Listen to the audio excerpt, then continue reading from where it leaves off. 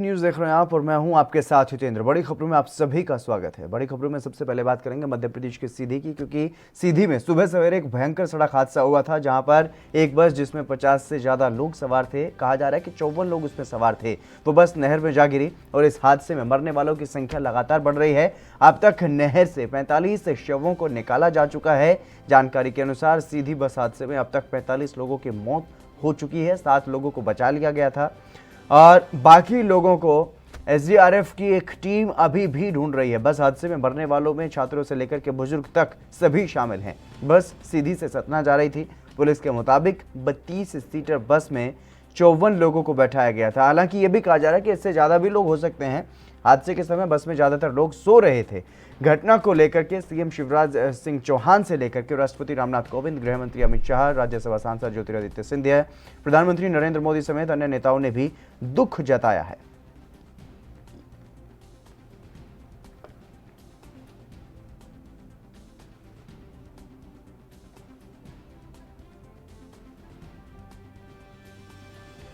मध्य प्रदेश के सीधी में ये बड़ा हादसा हुआ है। दर्दनाक ये हादसा आप देख सकते हैं तस्वीरों में। साफ तौर पर इन तस्वीरों को हम नहीं दिखा सकते, लेकिन किस तरीके से वहाँ पर जो शव हैं, जो लाशें हैं, वो दिखाई दे रही हैं। कतार में सभी लाशों को रखा गया।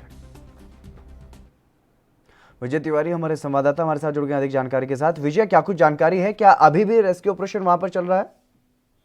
जी, बताना चाहूंगा, आज जैसे कि बसंत पंचमी का पर्व है और बसंत पंचमी के पर्व आज स्टाफ नर्स का पेपर था और स्टाफ नर्स का पेपर देने जा रहे छात्रों के साथ यह जो हृदय विदारक घटना हुई है, किसी को पता नहीं था कि वह पेपर देने जा रहे हैं और उनके साथ ऐसा हो जाएगा। पूरा मामला सीधी जिले के सरदा गांव का है, जहां पर ये हृदय विदारक घटना हुई है। आज सुबह 7:30 बजे इस गांव में बस अनियंत्रित होकर नहर में जा गिरी, जहां 45 लोगों की मौत हो गई है। अभी तक जो आंकड़े आए हैं उनमें 45 से 47 लोग बताए जा रहे हैं। हालांकि अभी एक लिस्ट जारी की गई है जिसमें 47 मृतकों की संख्या बताई जा रही है, जिसमें तकरीबन 20 महिलाएं बताए जा रहे हैं और 23 पुरुष बताए जा रहे हैं, एक बच्चा एवं 2 अन्य बताए जा रहे हैं। स्थानीय लोगों की यहाँ पे तत्परता देखने को मिली है, जहाँ पे स्थानीय लोगों ने तत्परता दिखाते हुए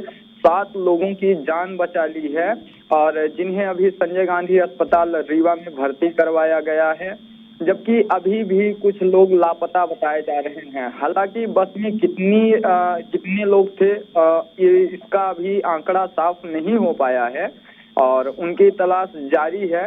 वहीं अगर बात की जाए स्थानीय लोगों की, तो स्थानीय लोगों के द्वारा बताया गया कि ज्वालानाथ परिहार ट्रेवल्स सीधी बस स्टैंड से सुबह 6 बजे सवारी लेकर निकली। छुहिया घाटी में जाम होने के कारण ड्राइवर रामपुर नैकिन के रास्ते नहर के किनारे किनारे सतना की ओर जा रहा था।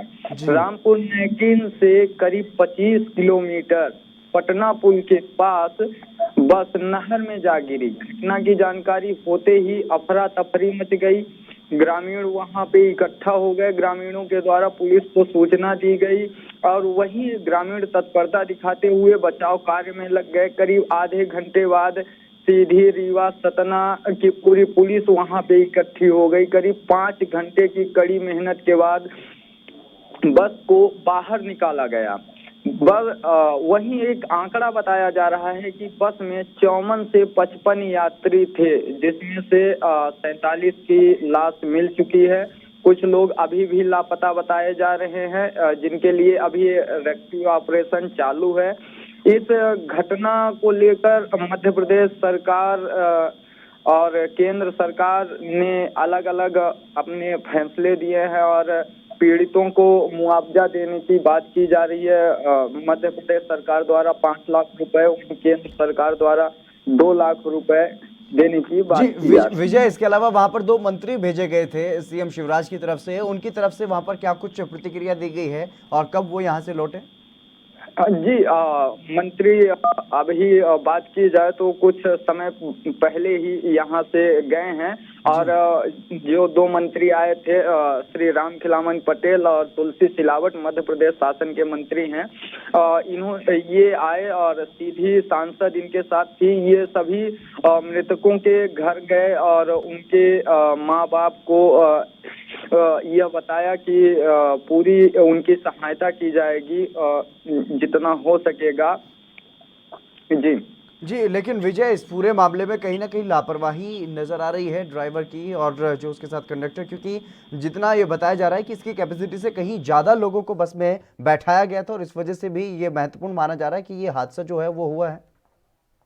जी बताना चाहूँगा, बस जो थी वह 35 सीटर थी, लेकिन अभी जो आंकड़े सामने निकल के आए हैं उसमें यह बताया जा रहा है कि 47 लोगों की मौत हो गई है। तो सबसे बड़ी बात तो यह हो जाती है कि 45 सीटर बस में 47 लोगों की मौत हो जाना और 7 लोग गंभीर रूप से घायल हैं जिन्हें संजय गांधी अस्पताल में भर्ती करवाया गया है। वहीं यह भी बताया जा रहा है कि 4 लोग अभी मिसिंग हैं, 4 लोगों की तलाश की जा रही है। तो प्रशासन की लापरवाही सीधे तौर पे सामने आ रही है। और वहीं यात्रियों की अगर बात की जाए तो जो बचे हुए यात्री हैं तो उनके द्वारा यह बताया गया कि सीधी से चलने के बाद बस पहले काफी धीरे धीरे चल रही थी। रामपुर नैकिन के बाद से ड्राइवर काफी स्पीड में बस चला रहा था। सवारियों ने उससे कई बार रफ्तार कम करने के लिए कहा, लेकिन वह नहीं माना। घटना स्थल के पास नहर के किनारे सड़क की चौड़ाई बेहद कम है, जबकि नहर में सुरक्षा दीवार भी नहीं है। सबसे बड़ी बात, यहाँ पे नहर विभाग की भी लापरवाही सामने देखने को मिल रही है कि सुरक्षा दीवार नहीं है। नहर के किनारे बनाए गए पैराफिट भी ज्यादा सुरक्षात्मक नहीं है। पटना पुल के पास एक बोलेरो कार से पास लेने के चक्कर में बस अनियंत्रित होकर नहर में समा गई, क्योंकि नहर के पैराफिट बेहद छोटे हैं, जिस कारण से बस ड्राइवर बस को नहीं संभाल सका और बस नहर में जा गिरी। जी विजय, इसके अलावा अगर बात की जाए, क्योंकि नहर का पानी रोक दिया गया था जब इस घटना की सूचना मिली थी, तो नहर का पानी रुकवाया गया और वहां पर रेस्क्यू ऑपरेशन चलाया गया। अब पानी का जो स्तर है वो भी काफी कम हो गया होगा, उसके बावजूद भी अभी तक सभी लोग, क्योंकि जैसा कि आपने बताया कि 3 से 4 लोग अभी भी मिसिंग है, उनका रेस्क्यू किया जा रहा है, तो क्या कुछ लग रहा है कितना पानी अभी भी वहां पर बना हुआ है? जी जैसे ही प्रशासन को इस बात की जानकारी हुई तो बाण सागर का पानी वहां से जा रहा था, तो पानी बहुत ही ज्यादा था, जिस कारण से रेस्क्यू ऑपरेशन तो पहले नहीं किया गया। जब पानी बंद करवाया गया तब ऑपरेशन को शुरू किया गया। हालांकि अभी भी जितना पानी दोपहर की अगर बात की जाए था, उतना ही पानी अभी बरकरार बना हुआ है, क्योंकि पुल दोनों तरफ की बंद कर दी गई है ताकि कोई भी लाश आगे ना जा सके। उसे एक सीमित दायरे में रखा गया है कि सीमित दायरे में ढूंढ लिया जाए। और अगर एक अंदाजा लगाया जाए तो अंदाजा के हिसाब से अगर आज रात तक ऑपरेशन चलता रहा तो जो भी होगा वह क्लियर हो जाएगा रात में ही। वहीं करीब 1 घंटे, घटना के 1 घंटे बाद ही बस को निकाल लिया गया था और अभी भी 3 से 4 लोग लापता हैं जिनकी तलाश जारी है। जी, कुल कितने लोग बताए जा रहे हैं विजय कि उस बस में सवार थे? इस बारे में कोई आधिकारिक जानकारी पुलिस प्रशासन की तरफ से या फिर प्रशासनिक अधिकारियों की तरफ से दी गई हो? नहीं, अभी प्रशासनिक अधिकारी इस पे खुद ही कंफ्यूज हैं, क्योंकि उन्हें भी यह नहीं पता है कि बस में कितनी सवारी थी। कोई अगर अधिकारियों की बात की जाए तो व्यक्तिगत रूप से उनसे बात किया गया तो व्यक्तिगत रूप से कुछ अधिकारी बता रहे हैं 54, तो कुछ 56, तो कुछ 62, सबके अलग अलग मत हैं। तो एक मत किसी का नहीं देखा जा सकता। यह पूरी जानकारी कल ही क्लियर हो पाएगी जब पूरी तरह से रेस्क्यू ऑपरेशन सफल हो जाएगा।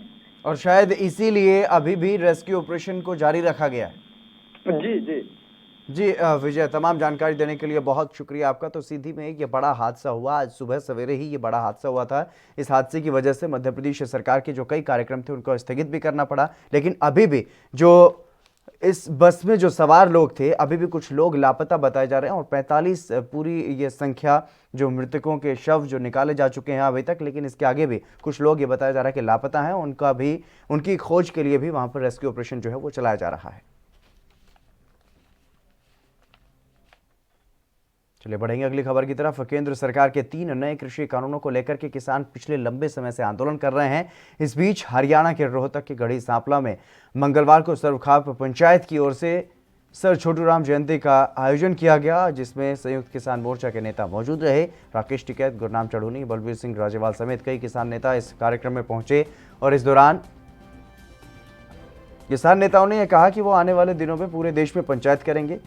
किसान नेता राकेश टिकैत ने कहा कि मुद्दा वही है जो सर छोटू राम ने 1938 में अंग्रेजी हुकूमत का जब वक्त था, उस वक्त किसानों का जो हक दिलाने के लिए नो एक्ट उन्होंने बनवाए थे। किसान की जमीन नीलाम होने से बचाने और मंडी व्यवस्था को लागू करवाया था। हम 72 से 73 सालों से ये देख रहे हैं कि हरियाणा पंजाब के किसानों को एमएसपी जरूर मिलता था। हम भी अपनी फसल लेकर के यहाँ पर बेचने के लिए आते थे, लेकिन सरकार कानून में ये व्यवस्था नहीं रहने देना चाहती। वहीं उन्होंने ये कहा है कि देश में कोई भी कृषि मंत्रालय नहीं है और ना ही कृषि मंत्री है। जो हमसे बात करते हैं उनके पास सिर्फ 18% ही कृषि का प्रभार है। हमने सरकार से ये कहा है कि कृषि कैबिनेट बनाओ तो बात होगी। वहीं बंगाल विधानसभा चुनाव को लेकर के किसान नेताओं ने ये आह्वान किया है कि जो किसानों के साथ नहीं है, चाहे वो किसी भी दल का उम्मीदवार हो, उसे वोट ना दी जाए। इसके अलावा उन्होंने ये भी कहा कि बीजेपी की हार होगी तभी किसान आंदोलन की जीत होगी।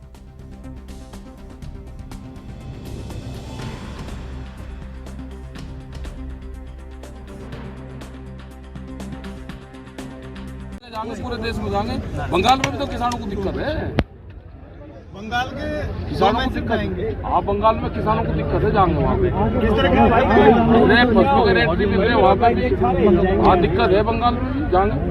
सर आप क्या चुनाव से संबंधित है? चुनाव से नहीं भाई, वहाँ तो हम तो किसानों के मामले में जाएंगे। सर कैसा रहेगा 18 तारीख को? रेल चल कहाँ है? रेल तो सरकार नहीं रोक रखी, जो अभी भी चल रही है, जो एक आधी चल रही है उसे रोकेंगे वहाँ पे। किस तरह से, मतलब ट्रैक को रोक देंगे? स्वरूप क्या रहेगा सर? फूल माला चढ़ा के माला डाल के रोकेंगे। रोकेंगे कैसे? ट्रैक पे जाती हुई कोई स्टेशन पे जहाँ से चलेगी वहीं रोकेंगे? अरे अपने गाँव के बाहर सड़क को रोक देंगे। अच्छा, जहाँ ट्रैक हाँ, जहाँ रोक ले गाँव वाले सब जानते हैं कहाँ रोक। बार बार सिंधु मंच का जिक्र क्यों किया जाता कि वही मंच रहेगा? क्या किसी अरे कुछ लोग करो जा, अगर ये पंच बदलेंगे। हमारे पंच भी वही है और हमारा पंच भी वही है। अधिकारी कहूँ जाना कि अजय हमें मिल नहीं रहा, ऑफिस कहाँ है मकाना, हमारे ऑफिस भी वही है। राज्यपाल जी, डोगरा जी, ये सब हमारे लीडर हैं। जैसे इनसे पहले वे संपर्क करते थे ऐसे ही अब करो, भगाओ ना। 40 के 40 लोग हमारे वे के भी। आपने कहा भारत जो है कृषि मंत्रालय नहीं ना है, नहीं कहाँ है बताओ। एग्रीकल्चर मिनिस्टर को 18 विभाग देखते हैं भारत सरकार के, उसके 18 मंत्री हैं और जिस विभाग के 18 मिनिस्ट्री होगी तो उसका यही हाल होता है। हमने भारत सरकार को पिछले 10 साल से कह रहे कि आप एग्रीकल्चर कैबिनेट बनाओ, उसमें जो 18 मंत्रालय है मिनिस्ट्री वो उसमें आएगी। और जब भी एग्रीकल्चर की बात हो तो वे तो अधिकारी बैठे या उनके मिनिस्ट्री बैठे और कोई भी पॉलिसी तय हो तो उस सबके बीच में पॉलिसी तय हो। जैसे अगर दालों की यहाँ पर कमी होगी तो विदेश मंत्रालय ने एग्रीकल्चर या फूड मिनिस्टर से नहीं पूछा और विदेशों से दालें यहाँ पर मंगा ली। तो जब तक ये कंसर्न अधिकारी सारे नहीं बैठेंगे तो किसानों का भला नहीं हो सकता। कि पूरे देश में जो भी आदमी इस आंदोलन का समर्थन ना करे, वो बीजेपी का हो चाहे किसी और का भी हो, जो हमारे आंदोलन का समर्थन ना करे उसको वोट नहीं देना, बाकी चाहे किसी को दे देना। और रही पश्चिमी बंगाल की बात, भाई अगर ये बीजेपी वाले हारेंगे तभी तो हमारा आंदोलन जीतेगा। पश्चिमी बंगाल वालों को भी, क्योंकि वहाँ भी किसान हैं, वहाँ भी जो उनकी ज्यादा लोगों की जीविका है वो खेती है और वो भी हमारे भाई हैं और वहाँ भी हम जाएंगे।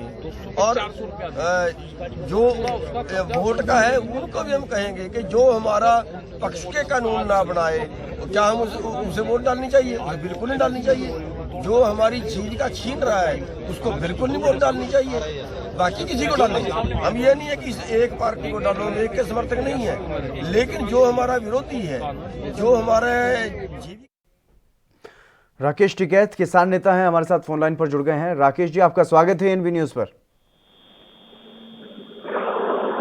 राकेश जी, क्या आप मेरी आवाज सुन पा रहे हैं? आप तो एक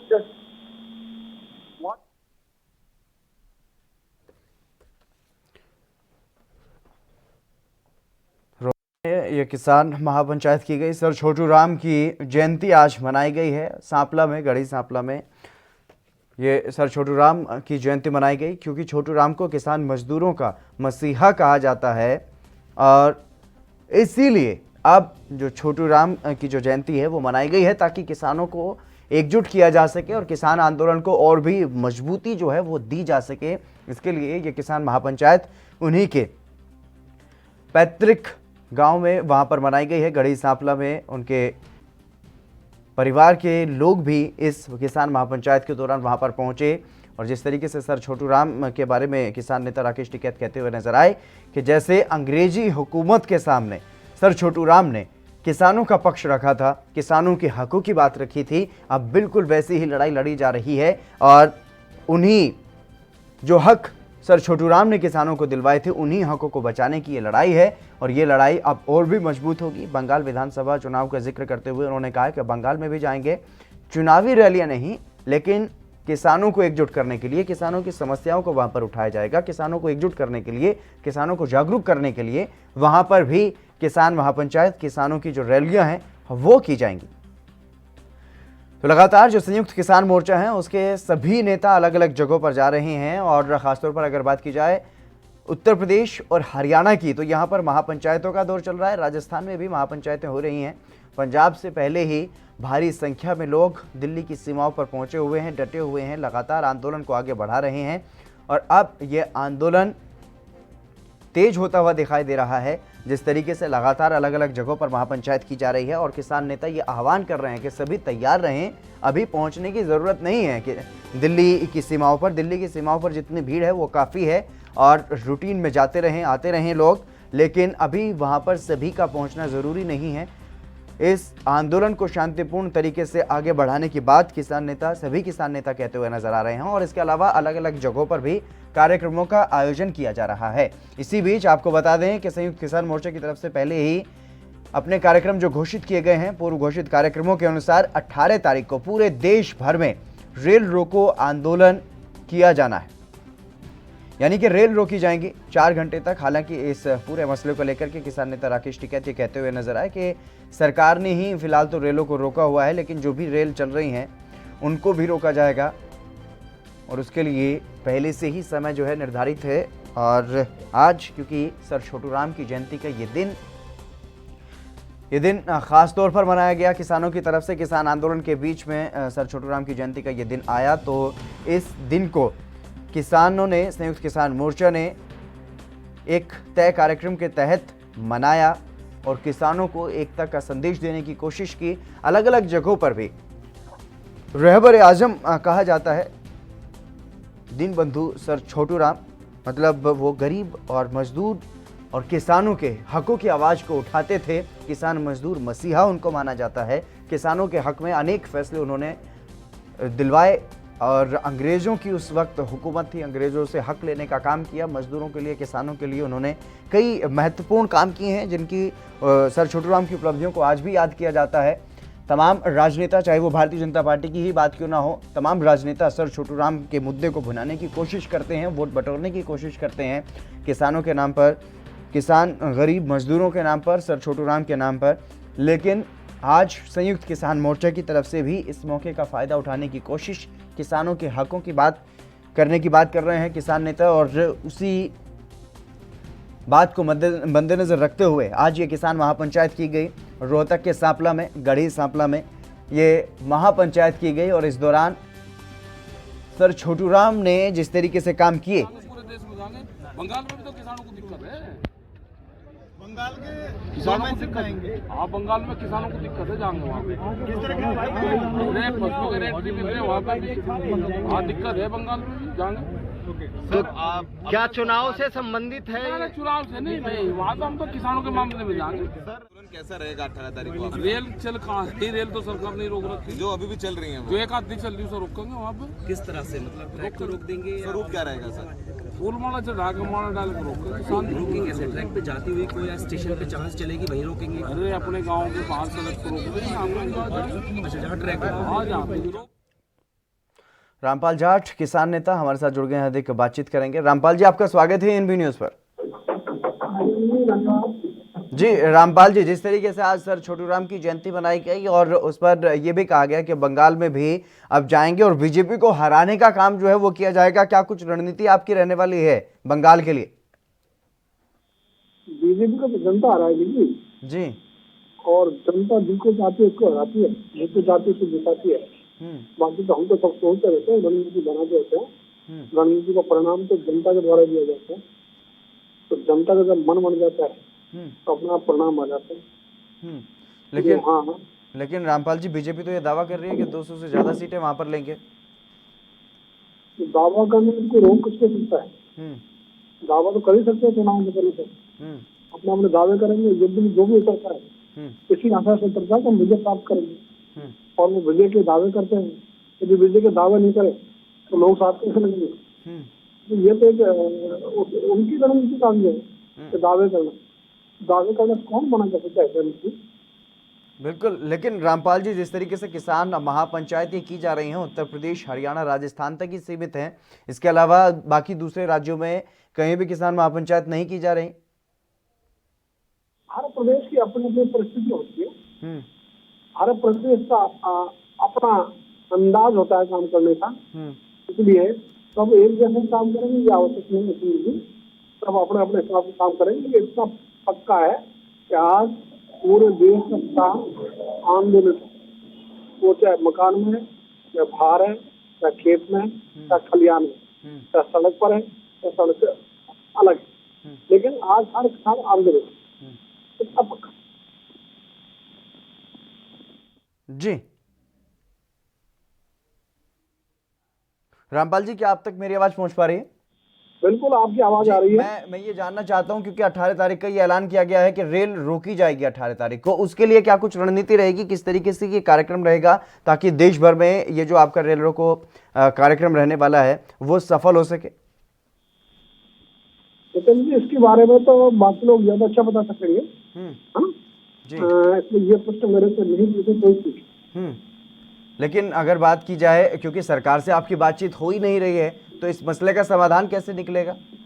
हाँ, ये आपका प्रश्न एकदम सही है। इसके समाधान के दो रास्ते।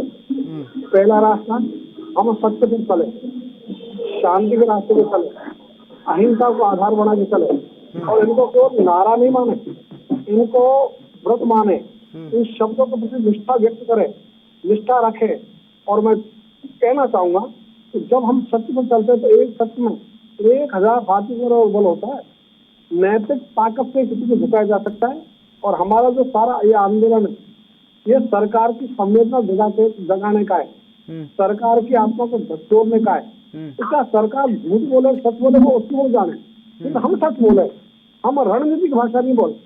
इसलिए जितना ऐसा आंदोलन का नेतृत्व सच्चाई बोलेगा उतना ही आंदोलन मजबूत होगा, उतना ही इसकी सफलता की संभावना बढ़ती जाएगी। लेकिन रामपाल जी, जिस तरीके से अगर बात की जाए, प्रधानमंत्री ये कह रहे हैं कि कुछ आंदोलनजीवी जो हर आंदोलन में पहुंच जाते हैं, अगर उनको आप लोग दूर नहीं करेंगे तो शायद सरकार आपकी बात नहीं सुनना चाहती, यही वजह मानते हैं आप? अब ये तो सरकार किस वजह से नहीं सुनना चाहती, इसकी वजह तो सरकार अच्छी तरह बता सकती है। तो इतना समझता हूँ कि सरकार की संवेदना जगाना, इसके लिए सत्याग्रह, और किसान सत्याग्रह में अपने आप की परीक्षा दे रहा है, तपस्या कर रहा है। ये तपस्या सरकार की संवेदना जगाने में सफल होगी, सरकार की आत्मा को टच करने में सफल होगी, इसमें कोई संदेह नहीं है। जी रामपाल जी, बहुत शुक्रिया हमारे साथ बातचीत करने के लिए। तो लगातार जो किसानों का आंदोलन है वो आगे बढ़ रहा है और किसान महापंचायतें अलग अलग जगहों पर अलग अलग राज्यों में जाकर के किसान नेता कर रहे हैं। सर छोटू राम की जयंती पर भी रोहतक के सांपला में किसान महापंचायत की गई और एक बार फिर से हुंकार भरी गई है सरकार के खिलाफ। चलिए बढ़ेंगे अगली खबर की तरफ। 14 फरवरी को सुल्तानपुर लोधी नगर परिषद के चुनाव के लिए मतदान हुआ। इस दौरान वार्ड नंबर 1 में मतदान केंद्र पर बीडीपीओ कार्यालय के बाहर आखिरी 5 मिनट के मतदान के दौरान हंगामा हुआ। इस दौरान कांग्रेस नेता पर फायरिंग करने का आरोप भी है, जिसके विरोध में अकाली दल के नेताओं और कार्यकर्ताओं ने धरना प्रदर्शन किया। अकाली दल का यह आरोप है कि इस दौरान कांग्रेस कार्यकर्ताओं ने पुलिस की उपस्थिति में न सिर्फ पथराव किया, बल्कि एक कार्यकर्ता लाडी नाथुपुरिया, जिसका नाम बताया जा रहा है, उसने खुलेआम गोलियां भी चलाई। इस घटना को लेकर के सुल्तानपुर लोधी नगर में तलवंडी चौक पर अकाली दल के नेताओं और कार्यकर्ताओं ने धरना प्रदर्शन किया। पुलिस प्रशासन ने आश्वासन दिया कि हिंसा और अत्याचार के अपराधियों के खिलाफ मामला दर्ज किया जाएगा, लेकिन अकाली दल के नेताओं ने ये आरोप लगाया है कि आरोपियों पर हल्की धाराओं में मामला दर्ज किया गया है, जबकि अकाली दल के कार्यकर्ताओं पर 21 ऐसे नेता और कार्यकर्ता बताए गए हैं जिन पर गंभीर धाराओं में मामला दर्ज किया गया है। पुलिस प्रशासन पर सवाल अकाली दल ने उठाए। जो पंजाब सरकार की रहनुमाई हेठ जिला प्रशासन वालों, सुल्तानपुर लोधी प्रशासन वालों, विशेष रूप से पुलिस प्रशासन वालों जो वधीकियां कीतियां गईयां, जो जुल्म ते तशद्दद ढाया गया, उस दे खिलाफ असी रोस धरना दिता है। और मैं समूह संगत का धन्यवाद भी करती हाँ। और असी जिला पुलिस प्रशासन तो ये मंग करते हैं, पंजाब सरकार तो ये मंग करते हैं कि जो 14 फरवरी की रात नूं इन्हां ने बिल्कुल निराधार बेबुनियाद साढ़े 21 श्रोमणी अकाली दल नाल संबंधित आगूआं ते जो 307 ते होर दफा ला के झूठे केस बनाए ने, वो झूठे केस जिहड़े रद्द किए जान। तो उन्हां व्यक्तियों ते जिन्हां ने गोलियां चलाइयां, जिन्हां ने बूथ कैप्चरिंग करने की कोशिश की, जिन्हां ने अंदर जाके जाली वोटां पाउण की कोशिश की, और जिन्ना गिल परिवार और संधू परिवार बाकी सारे वर्कर साहिबान ने उसका टाकरा किया तो उन्होंने अजिहा करन तो रोकिया, जिहदे करके ये टकराव होया। तो टकराव जिहड़ा सी पुलिस नूं मदद करनी चाहिए सी कि गलत काम ना होए, पर पुलिस मूक दर्शन बनी रही, मैं तो कहांगी सहायक बनी रही, नहीं तो अजिहा काम ना होंदा।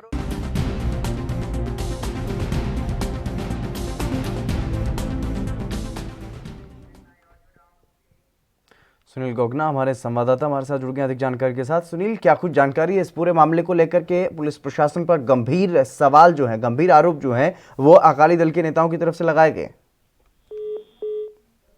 चलिए फिर से जुड़ने की कोशिश करेंगे, लेकिन ये पूरा मामला कपूरथला का बताया जा रहा है। वार्ड नंबर 1 में जब निकाय चुनाव के लिए मतदान वहां पर हो रहा था तो उस दौरान हंगामा हुआ और हंगामे के दौरान गोलियां भी चली, जिसका आरोप अकाली दल के नेताओं ने अकाली दल की तरफ से कांग्रेस कार्यकर्ता पर लगाया गया है। और इस पूरे मामले में पुलिस की भूमिका पर सवाल उठाए गए हैं कि पुलिस मूक दर्शक बनकर के इस पूरे हंगामे को देखती रही। और यहाँ तक कि जो पूर्व मंत्री हैं उन्होंने तो ये भी आरोप लगाया है, अकाली दल की जो नेता हैं उन्होंने ये कहा है कि पुलिस ने सहयोग किया है कांग्रेस का इस पूरे मसले को लेकर के।